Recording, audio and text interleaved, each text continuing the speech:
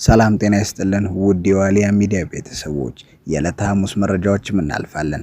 በመጀመሪያ 50 የአድማ ብተና አባሎች ከነሙሉ ትጥቃቸው ፋኖን ተቀላቀሉ።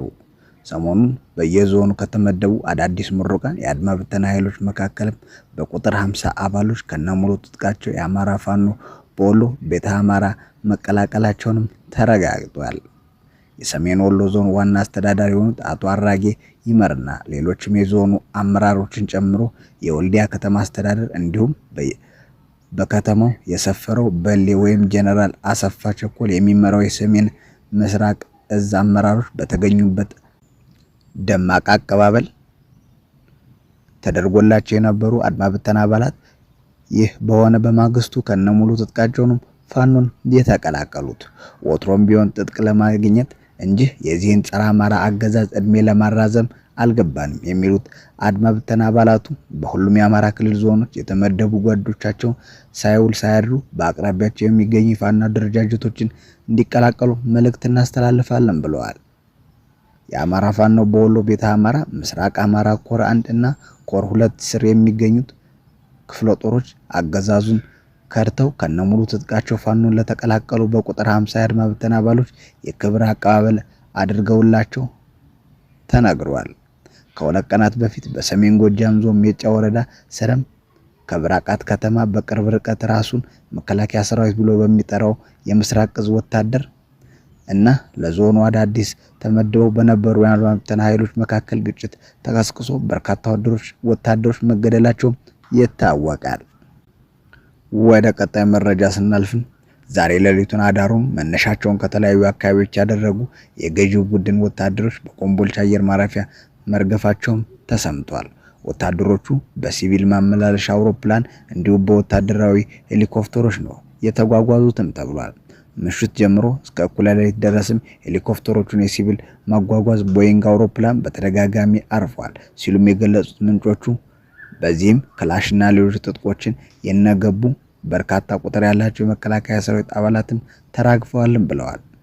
ምንጮቻችን አክለውም ምሽቱን በኮምቦልቻ አየር ማረፊያ ተራገፉት ወታደሮች መካከልም ከፊሎቹ በተወሰኑ ወታደራዊ ኦራሎች ተጭነው በአማራ ክልል ውስጥ ልዩ ዞን ተሰጥቷቸው በሚኖሩ የኦሮሞ ብሔረሰብ አካባቢ ተጉዘዋል ያሉ ሲሆንም መዳረሻቸውን በሰንበቴ አድርገውም አጣየና ሌሎች የሸዋ አካባቢዎች ሳይሆንም አይቀርም በሚል ግምታቸውን አስቀምጠዋል።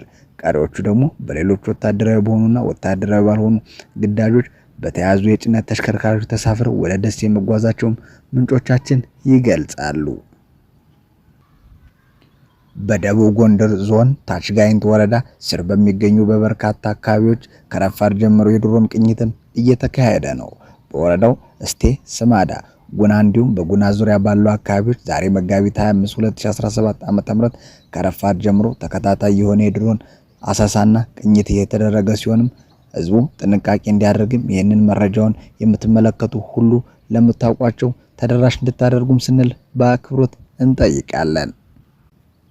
በቀጣይ መረጃም በዘመቻ አንድነት ወሎ ቤተ አማራ ግንባርም የአማራ ፋኖ በወሎ ላስታ ሳምነው ኮር ውባንታ ባተ ክፍለ ጦር ወዳደር አድማ ብተና ላይ ጅምላ ጥቃትም አደረሱበት። መጋቢት 25 2017 ዓ.ም ከጠዋቱ 3 ሰዓት ላይ ጠላት ነፃ ቀጠና ነው ብሎ ሲንቀሳቀስ በሰሜን ወሎ ዞን መቄት ወረዳ ስር የምትገኘው አረቢት ከተማ ላይ አናብስቶቹ ደፈጣ በመያዝ ራሱን ለኦህዴድ ብልጽግና አሳልፎ ለሰጠው በድሮ አጠራርም አማራ አድማ ብተና አሁኑ አድማ መከላከል ሰራዊት ላይም ጥቃት በመፈጸም ጠላት ብዙ ቁጥር ያለውን ሙትና ቁስለኛ በአንድ አምቡላንስ በሁለት ፓትሮል መኪና ጭኖ ወደ ነበረበት ካምፕም ተመልሷል።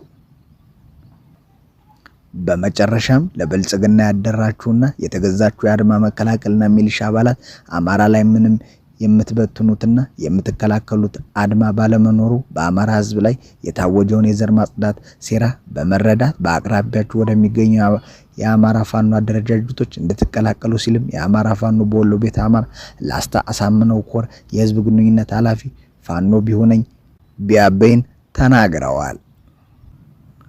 ወደ ቀጣይ መረጃ ስናልፍም ሃንጋሪ የኔታንያሁን ጉብኝት ተከትሎ ከዓለም አቀፍ የወንጀል ፍርድ ቤት እንደምትወጣም አስታወቀች። በሃንጋሪ ጠቅላይ ሚኒስትር ቪክቶር ኦርባን መንግስት ውስጥም ከፍተኛ ባለስልጣን የሆኑትም ረገርሊ ጉሊያስ ይህንን ውሳኔ ይፋ ያደረጉት በዓለም አቀፍ የወንጀል ፍርድ ቤት የእስር ማዘዣ የወጣባቸው የእስራኤል ጠቅላይ ሚኒስትር ቤንጃሚን ኔታንያሁን ለመንግስታዊ ጉብኝት ወደ አገሪቱ ከገቡ ከሰዓታትም በኋላ ነው። የጠቅላይ ሚኒስትር ጽህፈት ቤት ኃላፊ የሆኑትም ገርግሊ በማህበራዊ ትስስር ገጻቸው ባሰፈሩትም አጭር ጽሑፍ ሃንጋሪ ከዓለም አቀፍ የወንጀል ፍርድ ቤትም ትወጣለችም ብለዋል። መንግስት ህገ መንግስታዊና ዓለም አቀፍ የህግ ማዕቀፎችን በመከተል ሐሙስ ዕለት ከፈረደ ቤቱም አባልነትም የመውጣቱ ሂደትም ይጀምራል ሲሉም የአገሪቱ መንግስት ውሳኔም አስታውቀዋል።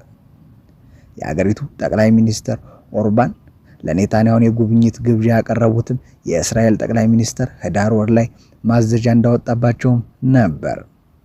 ኦርባን የፍርድ ቤት ውሳኔ በአገሪቱ ውስጥም ምንም ተፈጻሚነት እንደማይኖረውም ተናግረው ነበር። የዓለም አቀፍ ፍርድ ቤቶች ዳኛ ህዳር ላይ እስር ማዘዣ ያወጡት ኔታንያሁን በእስር ላይ ሐማስ ጦርነት ተፈጽመዋል ለተባሉ የጦርነት ወንጀሎች እንዲሁም በሰብአዊነት ላይ የተፈጸሙ ወንጀሎች የወንጀል ኃላፊነት እንዳለባቸው ለማመን የሚያስችሉ ምክንያታዊ መሰረቶች መኖራቸውንም በመግለጽ ነው። ኔታንያሁ ይህንን የፍርድ ቤት ውሳኔ ጸረ ሴማዊነት ሲሉም ተቃውመውታል። ሃንጋሪ ከ125ቱ ዓለም አቀፍ የወንጀል ፍርድ ቤት መስራች አባል አገራትም አንዷ ነች። አሜሪካ፣ ሩሲያ፣ ቻይና እና እስራኤል እንዲሁም ሌሎች አገራት ፍርድ ቤቱ በግዛታቸው ውስጥም ስልጣን እንዲኖረው እውቅና አልሰጡም። ዓለም አቀፍ የወንጀል ፍርድ ቤት የተመሰረተበት የሮም ስምምነት አባል በሆኑ ግዛቶች ውስጥም በመፈጸሙ የዘር ማጥፋት፣ ሰብአዊነት ላይ የተፈጸሙ ወንጀሎች እንዲሁም የጦርነት ወንጀሎችን የተወነጀሉ አካላትንም የመክሰስ ስልጣንም አለው። እስራኤል ዓለም አቀፍ የወንጀል ፍርድ ቤት በግዛቷ ውስጥም ስልጣን አትቀበልም። ይሁን እንጂ ፍርድ ቤቱ እንደ አውሮፓውያን አቆጣጠር በ2021 ባሳለፈው ውሳኔ በወረራ ስር ባለው ዌስት ባንክ፣ ምስራቅ ሩሲያ እና ጋዛ ስልጣን እንዳለውም ገልጿል። ፍርድ ቤቱ ይህንን ውሳኔ ያሳለፈው የተባበሩት መንግስታት ዋና ጸሐፊ ፍልስጤማውያን በአባልነት በመቀበላቸውም ነው። ሃንጋሪ ከፍርድ ቤት የአባልነት ስምምነት ለመውጣት መወሰኗንም በጽሁፈት ለተባበሩት መንግስታት ዋና ጸሐፊ ማሳወቋም ይታወቃል። ፍርድ ቤቱን ባቋቋመው የሮም ስምምነት አንቀጽ 127 መሰረትም ከአባልነት የመውጣቱ ጥያቄ ተፈጻሚ የሚሆነው ከ1 ዓመት በኋላ ነው።